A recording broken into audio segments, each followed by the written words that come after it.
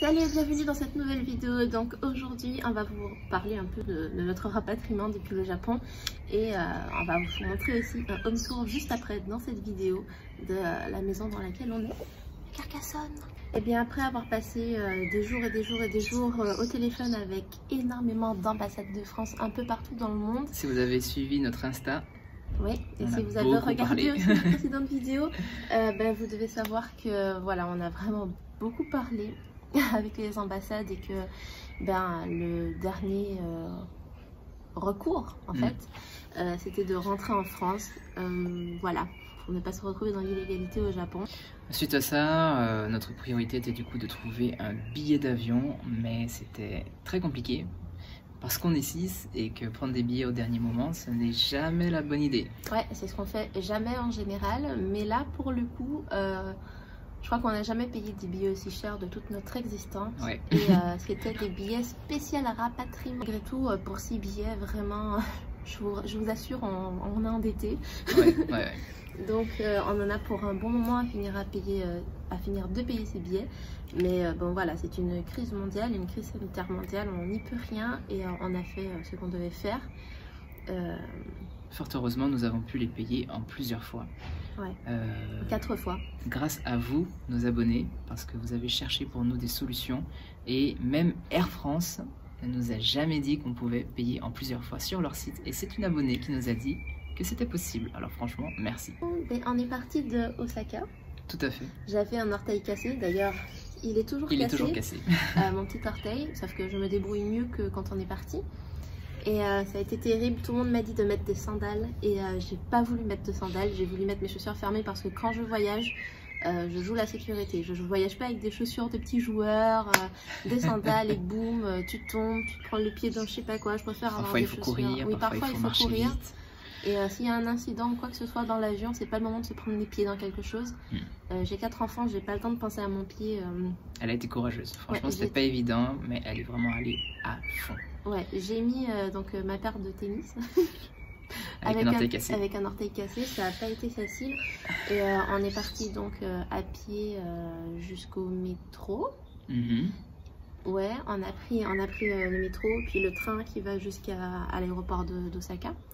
L'aéroport d'Osaka est quand même séparé du mainland et c'était très long. Ensuite on a pris l'avion, mais en arrivant... Alors non, ensuite on a fait l'enregistrement, on est arrivé tôt, donc on était parmi les premiers à s'enregistrer, c'était nickel. Qu'est-ce qu'on a fait? En fait, quand on est arrivé dans la salle d'embarquement, comme il y avait une mesure spéciale Covid, du coup, toutes les gates n'étaient pas ouvertes, tout l'aéroport côté enregistrement n'était pas ouvert, du coup on a dû marcher pendant bien 30 minutes. Facilement 30 minutes, parce que normalement c'est carrément un transport spécial, donc une sorte de tram ou de métro interne qui était fermé à cause de la pandémie, et du coup tout ce trajet on a dû le faire à pied. Ouais, sauf que c'était écrit que la route était barrée dans l'aéroport, bref. Heureusement, on était pas mal de Français à prendre ce vol de rapatriement au Japon. On s'est entraidés. On s'est entraidés et on y est arrivé. Alors le vol, on l'a fait avec KLM Dutch Airlines. C'était génial, vraiment. On nous a surclassé encore une fois. Encore une fois, on nous a surclassé, oui. Encore une fois. Donc on était confortable. Ouais, on nous a fait passer en priorité aussi. Ils sont venus nous chercher pour nous faire passer en priorité. Je ne sais pas, parce qu'on ne paye jamais de billets. On ne paye pas de... J'allais dire on ne paye pas de surclassement, mais on ne paye pas de billets spécifiques. Mais en ce moment, on se fait beaucoup de sièges très plus spacieux, mais étant donné qu'on est nombreux et qu'on a un bébé avec nous, franchement, ils sont très sympas. Ouais. Du coup, le vol s'est super bien passé. Les mesures de sécurité dans l'avion, c'était de mettre toute la bouffe sur nos sièges. Comme ça, pendant le vol, on se démerdait. C'est ça. C'était génial. Du coup, dès qu'on avait faim, on mangeait. Pour une fois, on n'avait pas besoin d'attendre pour manger. C'était super. C'était magnifique. Mais c'était assez drôle quand même en arrivant, parce qu'étant 6, du coup, on avait des cartons comme ça de bouffe, des sachets avec des bouteilles d'eau. Par contre, franchement... Je vous mets un petit extrait là. Je crois qu'on l'a filmé un petit extrait. Oui. Je vous mets un petit extrait. Nous sommes arrivés à Amsterdam au petit matin, donc à l'aéroport de Schiphol, je crois. Et ça s'est bien passé aussi. Beaucoup de mesures de sécurité, beaucoup de... Voilà, parce que l'aéroport à la base, je pense pas qu'il devait être très ouvert. Ouais. C'était assez bizarre de voir un aéroport immense avec beaucoup d'endroits mais vide. Vide. Ça avait un côté un peu apocalyptique mais tout le voyage a été un peu comme ça. Ouais.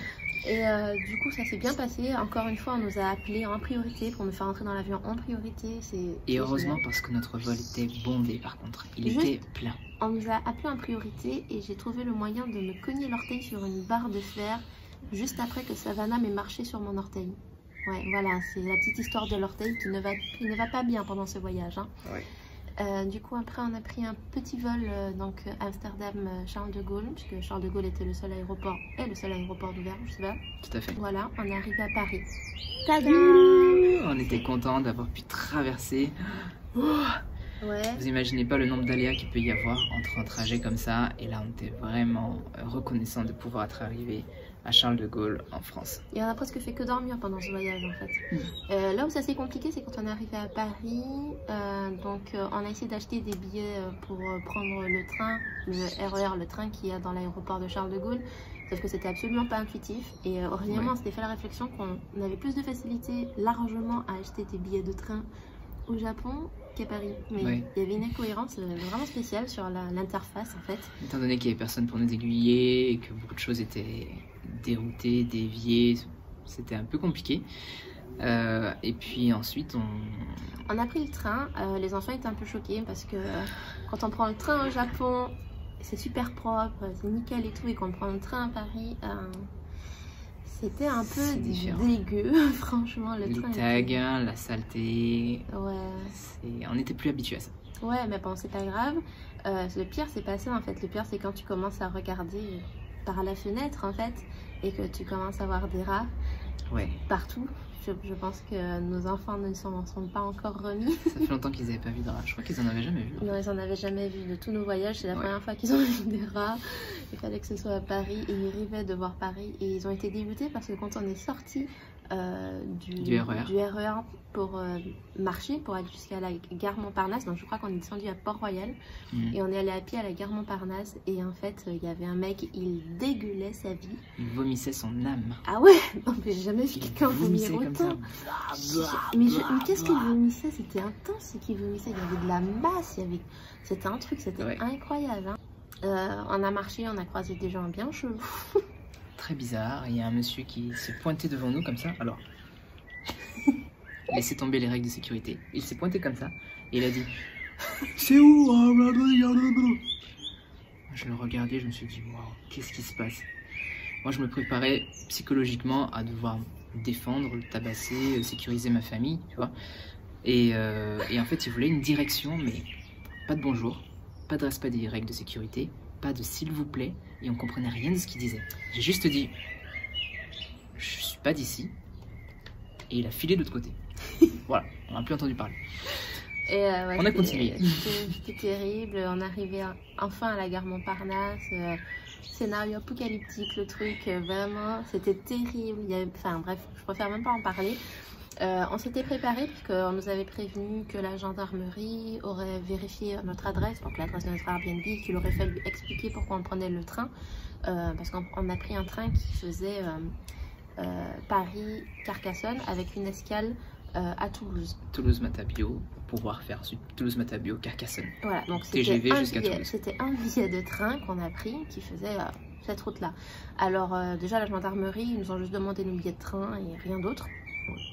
Donc voilà, on s'est beaucoup inquiété pour rien parce qu'ils en avaient rien à foutre en fait. Oh, nous on avait préparé tous les justificatifs, on était prêts, on était prêts. Ouais. Ensuite on a cherché notre wagon. On a cherché notre wagon et en fait je me suis trompée de wagon et il y a une dame m'a dit ouais je sais pas, enfin bref elle a commencé à me parler très mal et je lui ai juste pas très cordial. Ouais, pas très cordial, mais c'était une passagère quoi. Je lui ai dit ouais non mais ok, on cherche juste notre wagon, ouais, non, en fait, je sais même pas pourquoi elle était agressive, en fait, j'ai pas compris, parce que je m'étais même pas assise ni rien, tu vois, enfin bref, c'était quelque chose. Donc, bref, on a enfin trouvé notre wagon, et au moment où j'étais en train de dire aux enfants de s'asseoir, moi j'étais encore debout. Moi j'étais en train de mettre les valises. Ouais, Aurélien était en train de mettre les valises, et j'avais Fallon en porte-bébé, donc face à moi, et il y a un mec qui commence à courir. Mais il vient d'en face de moi, il commence à courir. Et je vois qu'il bouscule 2-3 personnes devant moi et je me dis oh putain il va me bousculer aussi, c'est que moi j'ai bébé. Donc j'ai commencé à crier dans le wagon de pas me bousculer, d'arrêter de courir parce que j'ai un bébé devant moi. Bref, le gars m'a pas écouté, il a mis un coup de bras dans la tête de Fallon. C'était n'importe quoi. Absolument scandaleux.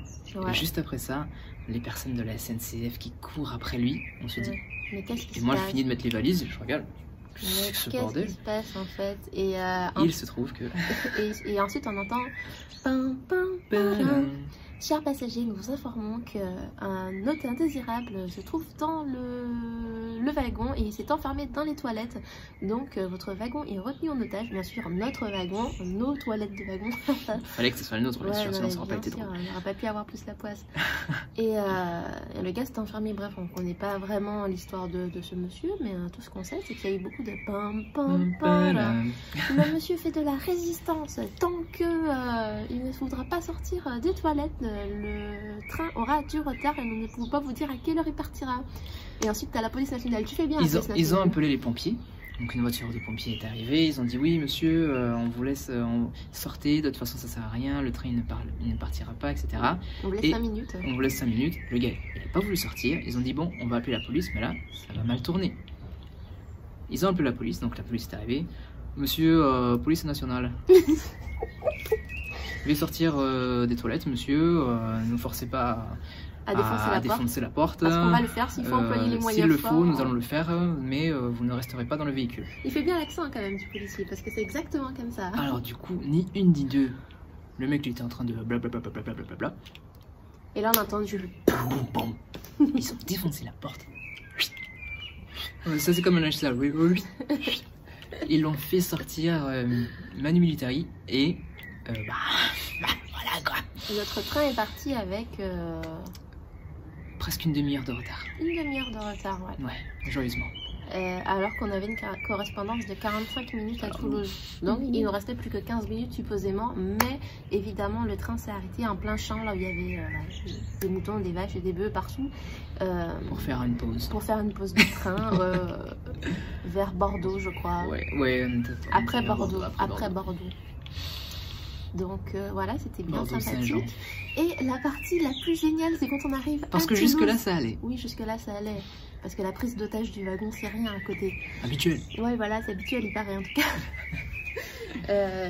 La partie la plus drôle, chérie, c'est quand on est arrivé à Toulouse. C'est qu'en arrivant à Toulouse, on s'est dit bon. On est arrivé et là, il y a tout le monde qui descendait du train et on a croisé des policiers qui, eux, nous ont demandé où on allait. Militaires, oui. Ils ont dit oui. Des militaires, oui. Vous faites quoi? Ils ont vérifié nos papiers, etc. Bon, jusque-là, on leur a dit qu'on venait d'être rapatriés du Japon. Ils ont fait waouh, c'est oui, le Japon, c'est génial, cool. On a dit par contre là, on est pressé, on a un autre train. Retard, puisque le train était en retard, on avait notre correspondance pour arriver à Carcassonne, donc on speed. Et là, on speed. Et là, en fait, on arrive, du coup, on voit qu'il y a une zone 1 et une zone 2. Il faut qu'on aille dans la zone 2 qui est plus loin, bien sûr. Donc on court et je cours avec mon orteil cassé. Et je sens vraiment le ouf, à chaque fois que je cours, c'est insupportable. Et là, on regarde sur le tableau, notre train, il est où, blablabla. En fait, je suis comme ça. Du coup, j'ai dit arrêtez un peu, mais allons-y, si ça se trouve, le train est déjà là, il n'y a plus d'affichage et tout, donc on va là où il y a le train. Sauf qu'en fait, il n'y en a aucun. C'était vide. Du coup, on retourne dans les tableaux, et en fait, il n'y a personne de la SNCF qui était présente, puisque évidemment, c'était le confinement, donc personne n'était là. Et donc, du coup, j'ai dit Aurélien, bon, il ne faut pas perdre de temps là, on n'a plus que 5 minutes. Bien sûr, on était là si le train arrivait. On était sur place. Mais on ne comprenait pas, il y a un problème en fait. Du coup, on appelle la SNCF. Et c'est ça qui est super drôle. Allô monsieur, j'ai une correspondance, je suis à Toulouse-Matabiau, voilà, j'ai une correspondance Toulouse-Matabiau-Carcassonne, mais je ne vois pas mon train indiqué, mon TER indiqué sur le tableau. Eh ben, écoutez monsieur, nous on n'a aucun train Toulouse-Carcassonne, donc c'est pas possible. Bah, écoutez monsieur, j'ai acheté mon billet en ligne, etc. J'ai bien écrit mon numéro de train, de TER, etc.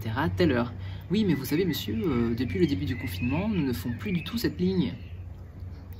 Écoutez, monsieur, je suis là avec mes 4 enfants, d'accord, mes 3 enfants, plus un bébé, plus mon épouse. On est là en famille, on vient d'être rapatrié du Japon, monsieur, merci. J'ai acheté mon billet il n'y a pas longtemps. Et qu'est-ce que je fais alors? Parce que là, vous êtes en train de me dire qu'il n'y a pas la ligne, et moi, je suis coincé dehors avec ma famille, donc c'est absolument inacceptable. Il n'avait pas de solution. Il m'a dit oui, mais vous pouvez toujours vous faire rembourser. Mais je lui dis, accessoirement, sur le moment même, c'est pas ça qui m'importe, c'est d'arriver à Carcassonne. Donc non, il n'avait aucune solution pour moi. Du coup, c'était bien compliqué et sur le moment, je regardais Aurélien, je me suis dit, mais c'est du foutage de gueule en fait. On pouvait encore sur les machines de la gare acheter le billet de train. Oui. Donc, pour le jour même et pour le lendemain, et encore pour les jours suivants. En fait, pour le même train qu'on prenait, on pouvait encore l'acheter en fait. C'est ça qui était le plus incompréhensible. Hormis le fait que la SNCF se fout vraiment de la gueule des Français, c'est très compliqué à expliquer le sentiment qu'on a eu sur le moment. Ouais. Et la première chose qu'Aurélien me dit de faire, il me dit bon, Peluche, fais une story et parle-en à tes abonnés. Ouais, je lui ai dit on a besoin d'aide là, on peut pas le faire tout seul, vas-y parle-en. Et je l'ai envoyé chier. Je l'ai envoyé paître, je lui ai dit tu penses vraiment que c'est le moment de faire une story?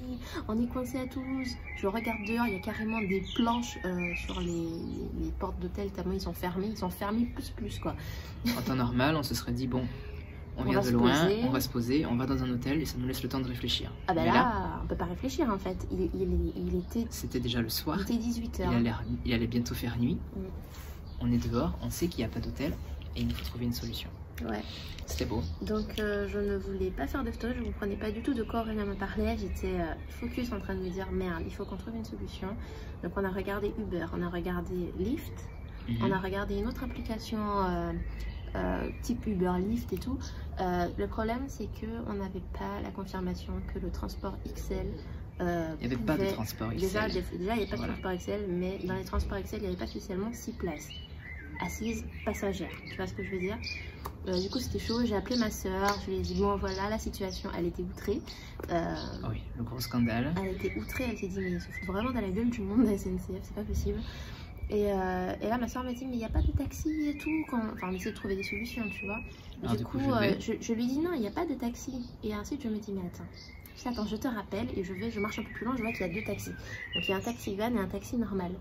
Et je vais voir Aurélien et je lui dis bon chérie, il y a 2 taxis là-bas, va voir avec eux si tu peux négocier un prix. Et déjà c'est le confinement donc ils ont besoin de boulot quoi. Oui. Je pense vraiment qu'il y a des gens qui voyagent. Donc je vais les voir, je vais leur expliquer la situation, voilà, qu'on est temps, qu'on a nos bagages, qu'on a été rapatriés. Et le gars il m'explique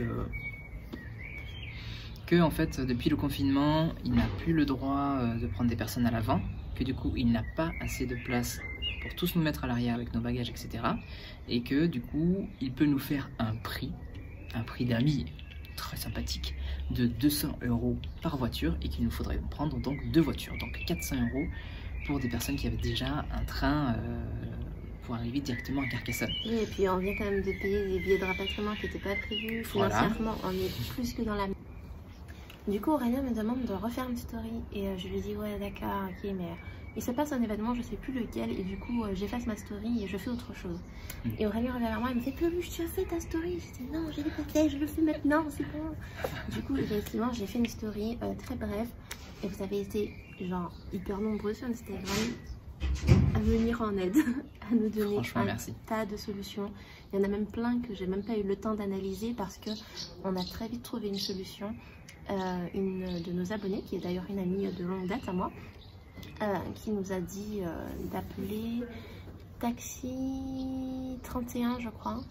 Je vais essayer de vous mettre ici le numéro qu'on a appelé. C'est un gars génialissime, hyper cordial. On l'a appelé, on lui dit oui voilà il s'est passé ça, notre train a été supprimé sans nous mettre au courant. Et il nous dit ah ouais c'est habituel. J'ai dit waouh ok, c'est pas un cas tu vois unique. Et du coup il nous dit bah écoutez je suis là dans 20 minutes. Et on lui dit oui mais attendez c'est combien par contre? Et il nous dit non mais je vous rappelle, n'inquiétez pas, je me prépare, je vous rappelle et je vous donne le prix. Et il nous rappelle, il nous l'a fait à 160 € Toulouse Carcassonne pour 6 personnes. Pour 6 personnes. Wow. Voilà quoi, même Uber, Lyft, tout ça c'était beaucoup plus cher, avec des voitures beaucoup plus petites. Et nous on s'est dit bon voilà ça devait être un taxi mais bon on s'attend pas à grand chose tu vois. Et quand il est arrivé, parce qu'on a vu plein de trucs bizarres avant qu'il arrive, mais on va essayer de sauter cette étape parce que ça commence à faire un petit moment qu'on est là. Ça faisait peur. Ça faisait peur, on a vraiment vu des trucs super chelous là à Toulouse, franchement on n'en peut plus quoi. Des gens très bizarres. Ouais, des choses très bizarres aussi. Du coup, il est arrivé et là, on s'est dit wow. Je me suis dit, vu la voiture, c'était une voiture, un van Mercedes noir, bien propre, clean, reluisant. Je me suis dit, le mec, il était propre. Ça doit être 160 € par personne. Il était bien habillé, hein, chérie. Ah ouais, super confinement, nickel, pas confinement, clean. sa barbe était nickel, j'ai jamais vu ça. Et il était super gentil. J'avais l'impression d'être dans un service de luxe. Ouais. Très sympa. Et quand on est entré dans la voiture, j'ai dit Aurélien, putain, mais c'est quoi, c'est une limousine ou quoi? C'était vraiment génial. Et il nous a expliqué qu'il a l'habitude de faire voyager, de transporter le personnel de bord. L'équipage de bord de Air France. Et tout. Et franchement, il a été super gentil. Il nous a mis une playlist dans la route. Génial. Mais tellement génial. La voiture était tellement confortable que les enfants sont rentrés, se sont endormis comme ça. C'est quelque chose, quoi. Je vais essayer de vous remettre peut-être une image si je la trouve. Et du coup, on a vraiment fait la route. Les enfants et Aurélien se sont endormis. J'étais la seule à pas pouvoir m'endormir parce qu'elle était trop... Voilà. Et quand on arrive et que je vois le château, je me dis waouh, le château il est illuminé et tout. Je me dis oh mon dieu, ça y est, on arrive enfin au bout de ce calvaire. Et après, je vois qu'on se rapproche du château. Je réveille Aurélien. Je lui fais Nours, réveille-toi. Ouais. Et je lui dis regarde le château. Et là, Aurélien il est super ému. Ouais, franchement, en fait, plus on avance en fait, et plus on voit qu'on se rapproche du château. Et là, le mec du taxi, quoi, le chauffeur, il me dit ah mais en fait vous logez juste en face du château. J'ai dit ah non je crois pas, on est dans un Airbnb. Je crois pas. Et il nous fait on est quand même juste en face du château, on est aux portes du château là. Je fais what? J'ai dit chérie c'est bien ça l'adresse. Et Aurélien moi je regarde sur la map et tout, je dis ouais, et là en 2 minutes on arrive et waouh, voilà. C'était génial. Je vais vous mettre la vue du château le soir quand on est arrivé. C'était excellent, c'était génial. Et bien écoutez, ça va bientôt faire 1 mois qu'on est là. Et au moment où vous verrez cette vidéo, ça fera peut-être déjà 1 mois qu'on est là. Et ça va, tout va bien, tout roule comme paisible. Paisible. Franchement, un coin super, la maison super, le voisinage super, tout est super. Les enfants s'éclatent pendant ce confinement. Et voilà, même si nous... on a nos problèmes d'adultes, les finances, etc. Mais en tout cas, on est content d'être en sécurité. On est content d'être là. On est content de ne plus avoir se poser de questions par rapport aux frontières. Parce qu'il y a beaucoup de personnes qui continuent à me demander mais pourquoi on n'est pas resté au Japon? Arrêtez de me demander ça. Il y avait trop de problèmes. Les pays ont tous fermé leurs frontières. Et je sais qu'il y a des nomades digitaux qui, eux, sont restés dans le pays dans lequel ils étaient parce que le pays en question avait mis des mesures en place pour qu'ils puissent rester. Pour qu'ils puissent avoir une extension de visa. C'était pas le cas du Japon. Et notre problème, c'est que on pouvait pas continuer en fait à se demander tous les jours est-ce que les frontières allaient rouvrir, est-ce qu'elles allaient fermer, dans quelle situation on allait se retrouver. Et on a vu aussi les prix des billets de non-rapatriement.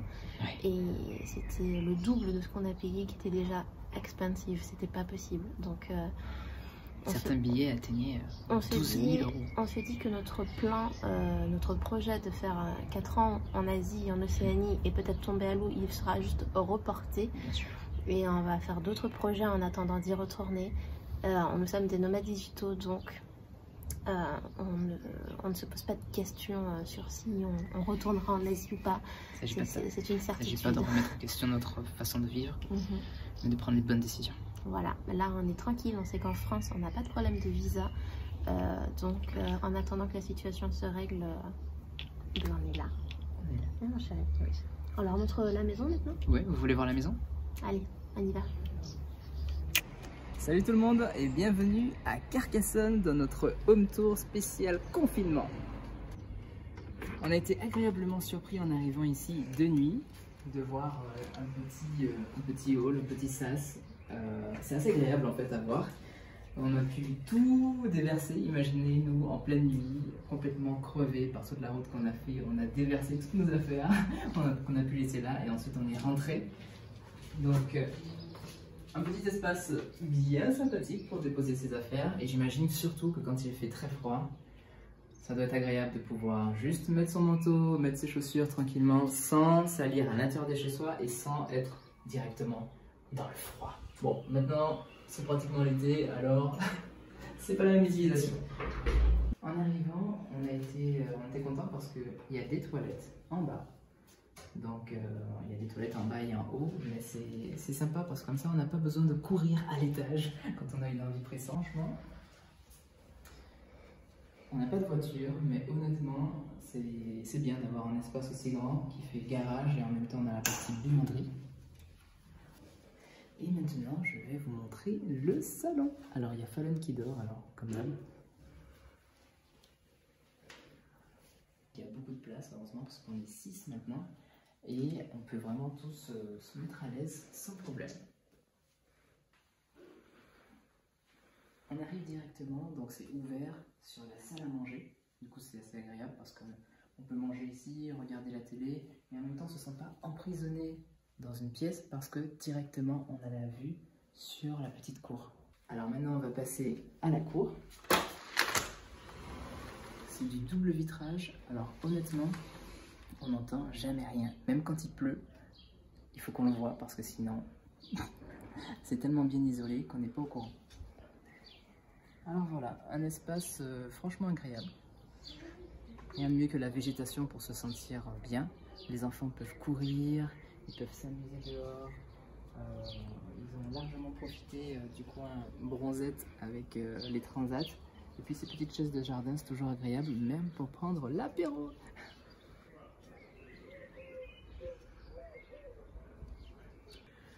Comme on vit dans la maison, et oui, donc là, il y a de la vaisselle, voilà, etc. Il y a tout ce que vous aussi vous faites. On a mis vraiment beaucoup de courses parce qu'on a fait les courses au mois. Mais franchement, il y a quand même beaucoup de rangements. Il y a le lave-vaisselle et ça c'est juste super quand on arrive dans une maison qui a un lave-vaisselle, on est trop content. Et on était content de retrouver aussi